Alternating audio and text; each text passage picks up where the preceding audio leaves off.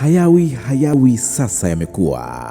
rhdi.world ni mahala unahitaji kujifunza mambo muhimu yatakayokupatia amani ili uweze kustawi. Kumbuka, tunahitaji kustawi katika maisha yetu ya kimwili na kiroho, na huwezi kufanikiwa katika yote haya usipoijua Rehoboth yako. Na haya yote utayapata chini ya Dr. Daniel ambaye ni mtaalamu na mbobezi katika masomo ya uongozi, yaani leadership, utunzaji wa maono, saikolojia ya huduma, ushauri nasaha na elimu ya ukuaji kiroho pamoja na ndoa iliyofanikiwa. Tembelea tovuti yetu ambayo ni www.rhdi.world au wasiliana Dr. Daniel moja kwa moja kwa nambari yake ya simu alama ya kujumlisha 1802355243. Okay, acha tuweze kuendelea katika episode yetu ya 4 kwa sababu tulikuwa tunazungumzia swala linalosema unyakuo katika sehemu ya pili, ambapo tulishia kwamba ufufuo wa wafu unafanyika Yesu atakapokuja. Biblia inasema kwamba kwa kuwa mauti ilikuja kwa njia ya mwanadamu, na kwa njia ya mwanadamu pia ufufuo wa wafu, na kwa njia ya mwanadamu pia ufufuo wa wafu. Kwa maana kwa kila Adamu wote ufa, hivyo hivyo katika Kristo wote watahusishwa, lakini kila mmoja kwa mpango wake. Kristo limbuko, baadaye wale walio wa Kristo wakati wa kuja kwake. Na tukiangalia waraka wa kwanza, tulikusha kwenda kusoma waraka wa kwanza wa Paulo kwa Wakorintho 15:21 mpaka 23. Sio tu kwamba wafu katika Kristo ufufuka, bali pia sisi tulio hai na tuliosalia pia inatuhusu. Tukiweza kuangalia waraka wa kwanza wa Paulo kwa Watesalonike sura yake ya 4 na vesi yake ya 17, na pia ukiangalia katika vesi yake ya 18, tunapaswa kufarijiana katika tumaini hili kwamba hata na sisi ambao tuko hai tunahusika katika hili swala la Kristo.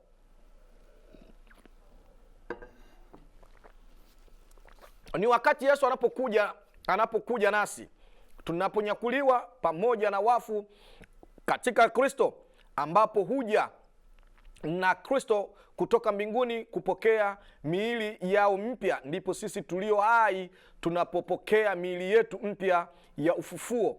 Mwili wa ufufuo unaishi milele, hauwezi ukaona umauti tena, tukijua kuwa Kristo akiisha kufufuka kutoka kwa wafu hafi tena. Mauti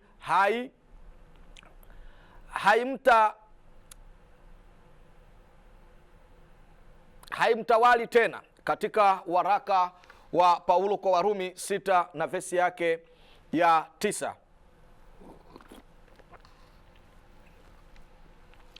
Na hapa kuna swala ambalo nimeweza kuliandika linalosema kufikia ufufuo. Paulo alitamani kufikia ufufuo kutoka kwa wafu. Tukiangalia katika waraka wa Paulo kwa Wafilipi 3:11, alikuwa tayari kufanya chochote, kulipa gharama yoyote ili kufikia. Tena hakuwahi kutajwa kwa unyakuo kuwa tumaini lake au hatima yake, bali kumjua Kristo na nguvu ya kufufuka kwake na ushirika wa mateso yake, tukifananishwa na kifo chake. Filipi 3:10. Huu ni Ukristo tofauti sana na mtindo wa kisasa unaozingatia mafanikio na unaovutia, ambao unaathiri maisha mengi ya kanisa katika mataifa ya haswa huku kwetu magharibi. Na ufufuo katika Kristo, wafu katika Kristo wako wapi sasa? Ni swala ambalo pia labda ungeliweza kusikia hiki ambacho ninachokiongea hapa, ungeliweza kuniuliza. Inasema kwamba wafu katika Kristo wako wapi sasa? Wapendwa, hatuongei haya mambo ili kujikweza na kuweza kuonekana kwamba tuna elimu zidi ya wengine. Hapana. isipokuwa tunapenda kuonyesha ukweli uliopindishwa kwa miaka ya kutosha. Tunahitaji kuonyesha ukweli wa mambo yaliyopotezwa. Tunahitaji kuonyesha ukweli wa vitu ambavyo watu hawataki kuvisikia ili viweze kusikika. Tunahitaji watu waweze kumjua Mungu na waweze kumjua Kristo aliye Bwana na Mwokozi wa maisha yetu, na waweze kumjua katika misingi iliyo sahihi, na waweze kumjua katika msingi ambao ni bora zaidi, waweze kumjua katika kina na mapana yake, na waweze kuliishi neno. Tuache kuongea mambo ambayo hata kwenye Biblia havipo, na tuache kutafuta vitu vya kusapoti vile vitu ambavyo tunahisi kwamba tukivitumia vinaweza vikasapoti vile vitu tunavyovitaka sisi. Kwa maana hiyo, tukijaribu kuangalia, hata Paulo hakuweza kuongelea masuala ya kwenda mbinguni, hakuweza kuongelea masuala ya unyakuo. Na Kristo alipoongelea swala la mbingu, alikuwa akiashiria kwamba yeye aliyetoka ndiye aliye na uwezo wa kurudi.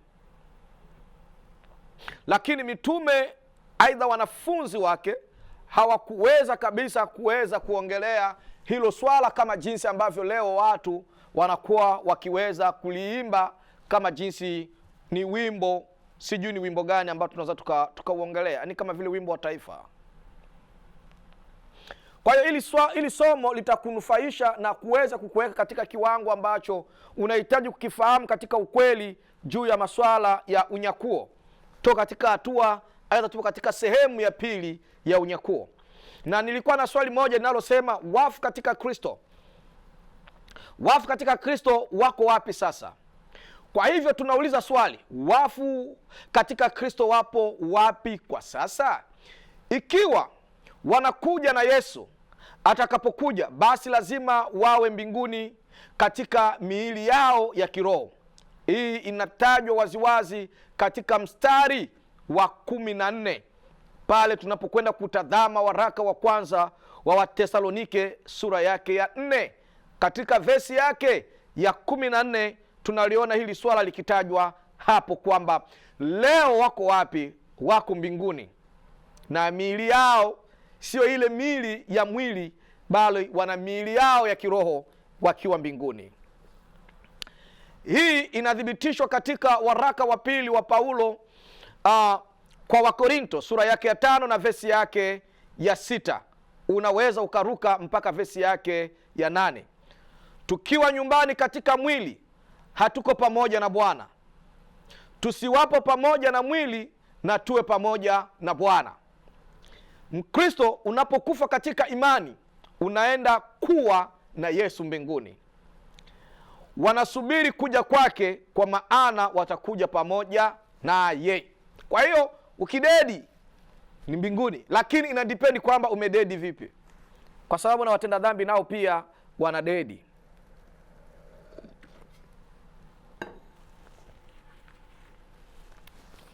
Bwana Yesu na asifiwe. Kwa neno la Bwana katika waraka wa kwanza kwa Watesalonike sura yake ya 4 na vesi yake ya 15, Paulo anasisitiza jambo la ajabu sana. Kwa maana tunaambiwa haya kwa neno la Bwana. Paulo ana msimamo mkali. Paulo anahitaji kutuonyesha msimamo mkali.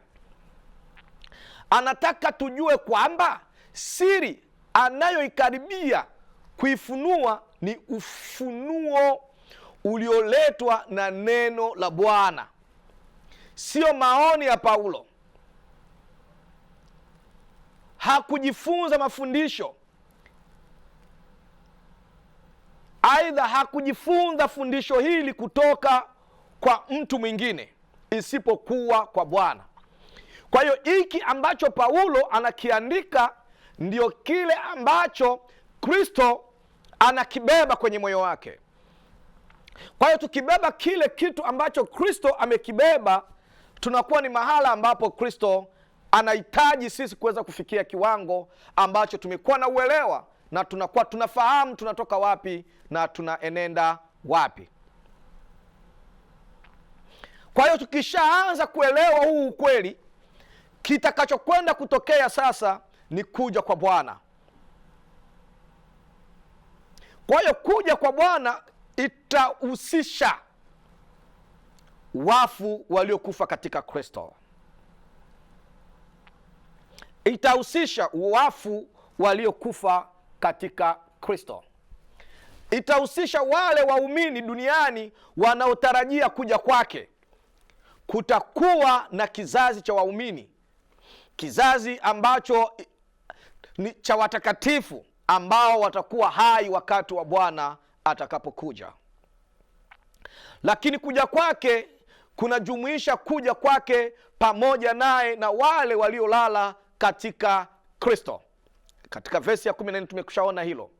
Mungu atawaleta pamoja na Yesu Wakristo wote waliokufa na waliokuwa pamoja naye katika ulimwengu wa mbinguni. Lazima tuweze kujifunza ufufuo wa mwili. Ufufuo wa mwili tunajifunza nini? Na usishangae kwa nini tunajifunza haya mambo. Tunajifunza haya mambo ni kwa sababu yamekuwa yakishamiri kuliko hata jinsi ambavyo fundisho la kanisa linavyoshamiri. Uongo, nina mtu mmoja anapenda kuniambia kwamba uongo unavuma sana kuliko ukweli. Na ni kweli kweli, ukijaribu kuangalia unaweza kugundua kwamba hiyo sentensi ina ukweli, kwa sababu watu wengi hawaamini ukweli. Na watu wengi wako tayari kukaa kuongea uongo kwa sababu wanaamini uongo unaenea kwa haraka. Lakini ukweli hauwezi ukaenea kwa haraka, isipokuwa ukweli uenda taratibu. Ni kama vile mtu anavyopanda kwenye ngazi, anavyopanda kwenye ngazi. Kwa hiyo ukweli ni kama ngazi, na hatimaye ukweli huja kujulikana kwa sababu hauji kwa haraka. Ukweli huja kwa taratibu mno sana. Ufufuo wa mwili. Watu katika Kristo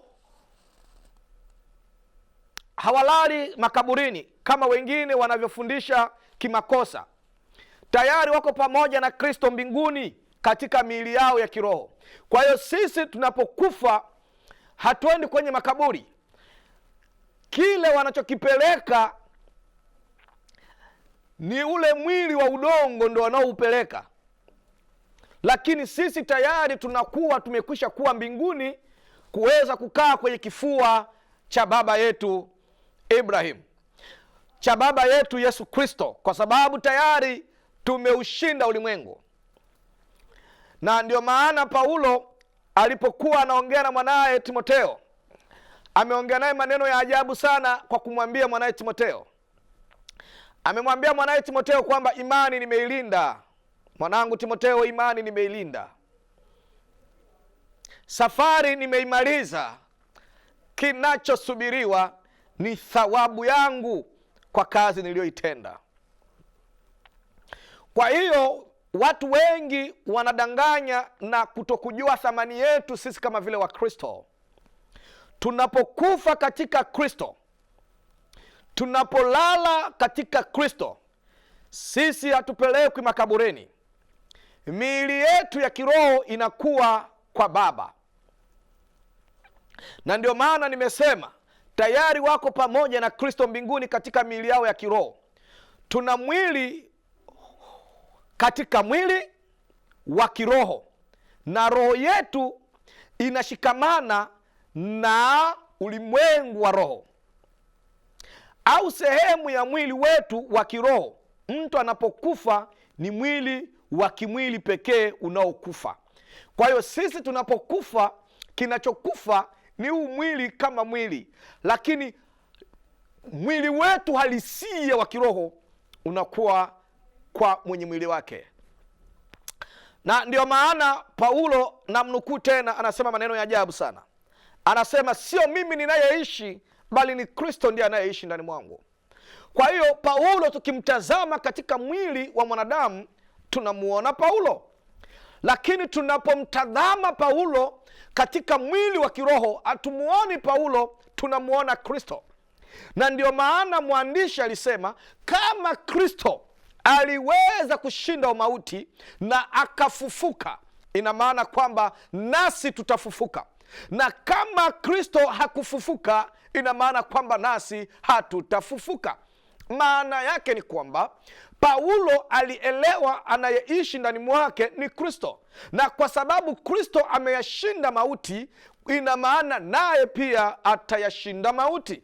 Kwa hiyo Mkristo, aidha sisi tunapokufa na tunapokuwa ndani ya Kristo, inaashiria kwamba tumeenda kwenye kifua cha Kristo.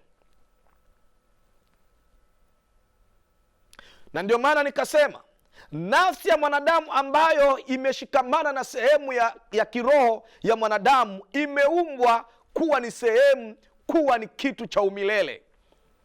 Paulo analiweka wazi katika mistari hii katika Wathesaloniki wa kwanza sura yake ya 4:13 na 14.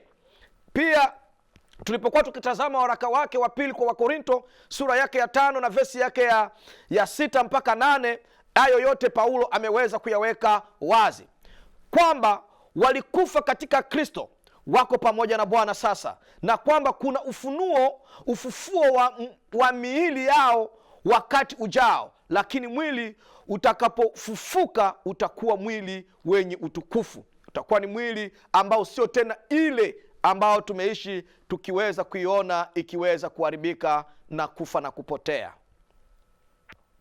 Kwa hiyo tujaribu kuangalia ufufuo wa baadaye. Baadhi ya mistari kutoka katika Wakorinto wa kwanza sura yake ya 15, 39 na vesi yake ya 49 inatusaidia kuelewa ufufuo wa mwili ujao. Lakini mtu atasema, wafu watafufuliwaje? Na hao watakuja na miili gani? Katika vesi ya 35 ukisoma hapo,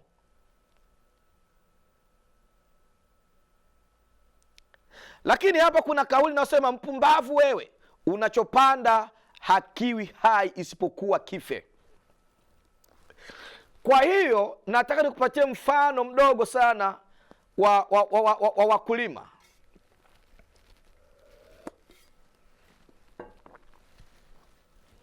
Nitakupatia mfano mdogo wa wakulima. Mpanzi anapoweka mbegu kwenye ardhi, anaweka mbegu labda iliyokuwa imekauka, na ili ile mbegu iweze kuwa na uhai, umepanda kitu kilichokufa, haujapanda kitu kilicho hai. Na kile kitu kinapokuwa kimekufa, kinapoanza kuota, ndipo kinapoleta sasa uhai.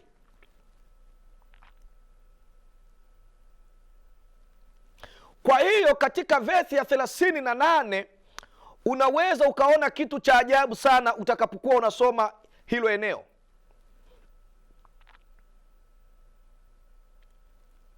Kwa hiyo ukiangalia hii somo na hii mistari inakupatia kile kinachokuja katika ufufuo wa baadaye kwa ajili ya mwanadamu. Kwa hiyo ufufuo huu, katika mantiki hii, hatuzungumzi ufufuo huu kwa sababu ya swala la unyakuo. Kwa hiyo tunapozungumzia ufufuo huu, hauambatani kabisa na swala la unyakuo, kwamba ufufuo ni elimu ya msingi kwa kanisa, na tunastahili kuishi kulingana na hili fundisho ili watu waweze kuelewa ni kitu gani ambacho kanisa inahitaji kuweza kufundishwa, na kanisa waweze kupokea hilo swala, kwa sababu Bwana, tunapokufa tunakuwa mbinguni katika miili yetu ya kiroho. Kwa hiyo unaweza kuwa na nafasi ya kuweza kusoma hii mistari ikakufikisha mahala ambapo unaweza ukaelewa kwa kina kidogo. Na acha niingie katika ukweli wa unyakuo katika sehemu yetu ya 3. Niache na kupatia kidokezo kidogo ambacho kitaweza kukusaidia. Unyakuo katika sehemu yetu ya 3 tunajifunza neno linalosema Yesu atashuka kutoka mbinguni. Yesu atashuka kutoka mbinguni. Kwa maana Bwana mwenyewe atashuka kutoka mbinguni, kama tulivyokwenda kusoma katika waraka wa kwanza kwa Wathesalonike sura yake ya 4 vesi yake ya 16, tulivyokwenda kuona.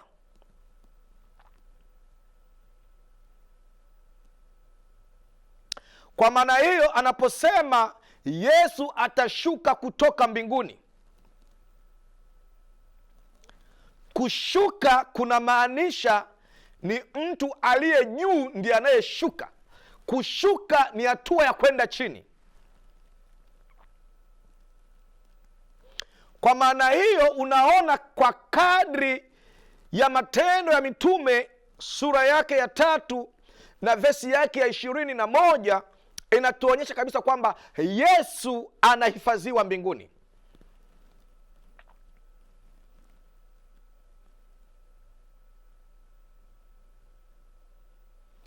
Tatu 21 utagundua kwamba Yesu anahifadhiwa mbinguni.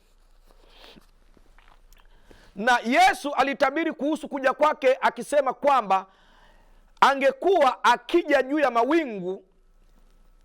mawingu ya mbinguni. Pale utakapokwenda kuiangalia Mathayo 26 na 64, aidha Marko 14 na 62, Mathayo 24 aidha 30 na vesi yake ya 30. Kwa maana hiyo inaashiria hivi kwamba atakuja kwa njia ile ile aliyoondoka, aidha aliyoondokea.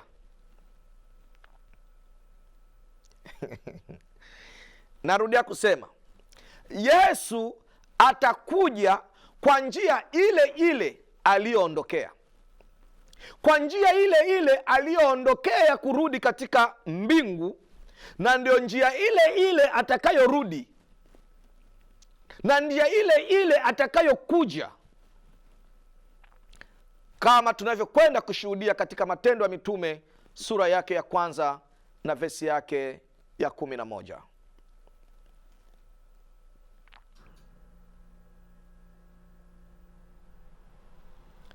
Kwa hiyo malaika waliwaambia wanafunzi,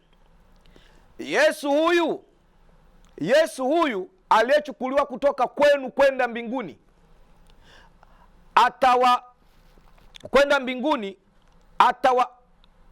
atawapakwa hivyo.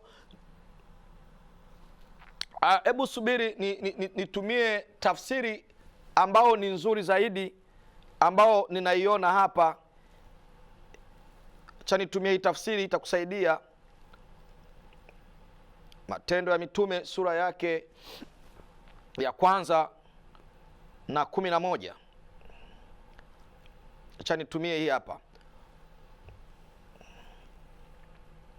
Matendo ya Mitume 1:11. Wakasema, enyi watu wa Galilaya, mbona mnasimama mkitazama mbinguni? Huyu Yesu aliyechukuliwa kutoka kwenu kwenda juu mbinguni atakuja jinsi hiyo hiyo mlivyomwona akienda zake mbinguni. Mtamwona akichukuliwa, na ndivyo atakavyorudi tena. Na ndio maana hata katika kauli za Yesu alisema maneno ya ajabu sana. Alisema aliye na uwezo wa kurudi ni yule aliyetoka mbinguni. Kwa hiyo katika vesi ya 9 alichukuliwa juu ya mawingu, alichukuliwa juu, mawingu yakaja yakampokea machoni kwa mitume zake, akawa ameondoka. Usisahau kwamba Yesu, nimesema, atarudi kwa njia ile ile.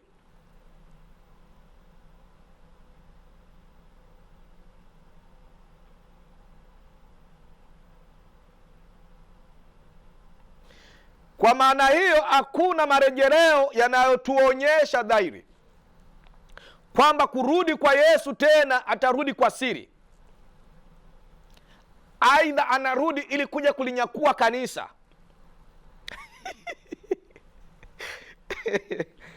Hilo lazima ulielewe. Marejeleo haya hayatuonyeshi ujio wa Yesu kwa siri. hayatuambii kwamba Yesu atakuja kwa siri, yanatuonyesha kwamba Yesu atakuja kama jinsi alivyoondoka mbele ya mitume zake, na watu wote wataweza kumshuhudia jinsi alivyochukuliwa, na ndivyo atakavyoweza kurudi. Na hili haliongelei siri ya kuonyesha kwamba kuna kunyakuliwa kwa kanisa na kisha kuja na watakatifu kutekeleza huduma duniani. Hapana.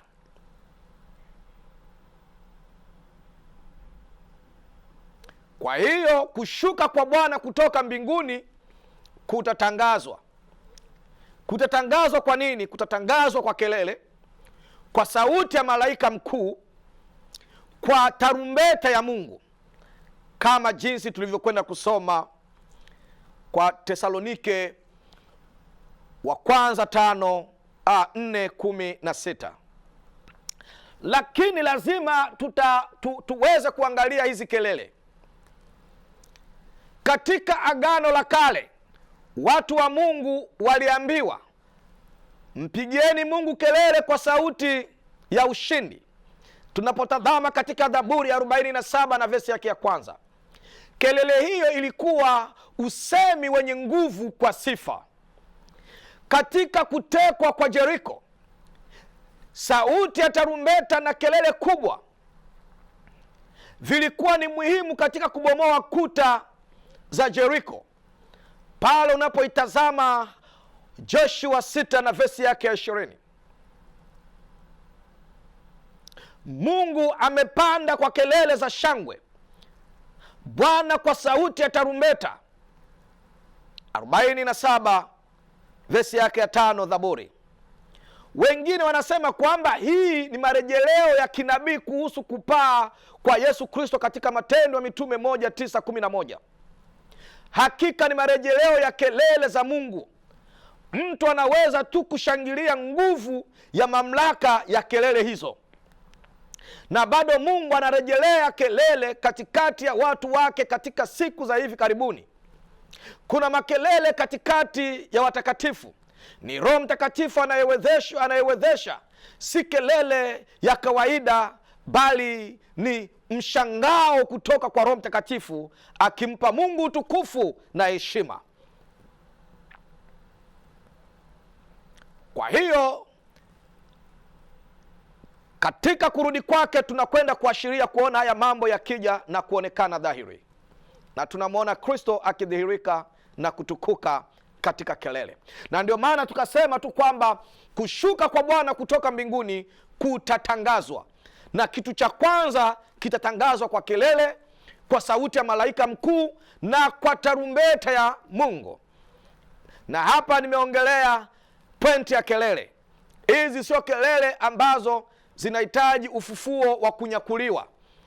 Hizi ni kelele zinazodhihirishwa na nguvu za Roho Mtakatifu ili kumpa Mungu utukufu na heshima zake.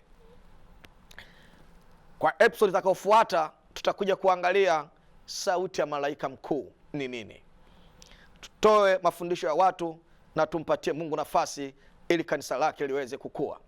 Wanafunzi wangu, taifa langu, watu wa Mungu, mahali pote mlipo, acheni turudi katika msingi wa neno na tuweze kulifanya neno kuwa hai.